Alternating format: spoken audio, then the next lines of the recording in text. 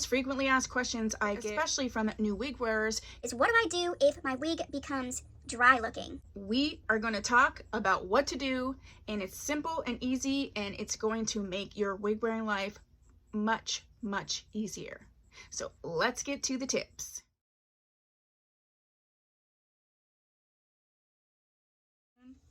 The one thing I will say, and you know, I did trade this wig, so I can't speak to necessarily what has or has not been done to the wig. I did wash her, and I had to utilize this Bonfi Natural Oil Shine spray. I feel like I have, so I did use this shine spray. I did choose a shine spray. I use this shine spray, which I absolutely really love. I also feel like, yeah, I have this awesome, this is leave-in conditioning spray. I'm gonna use a little bit of that.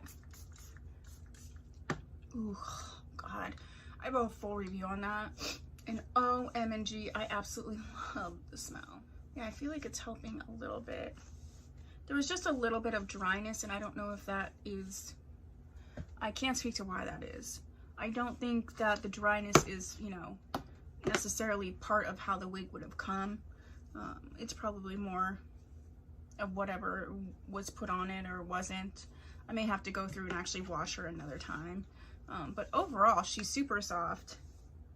And I do kind of like when wigs have a little bit of a grip so that they aren't a shiny looking, and also they sort of stay in place when you put the wig into place.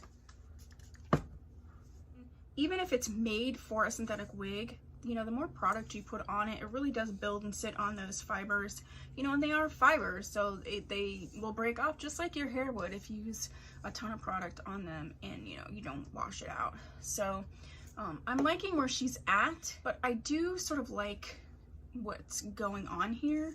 I kind of like that more wavy style anyway. So, all right, I think that this awesome leave-in conditioner spray helped out a lot as well. So I'm liking what's going on.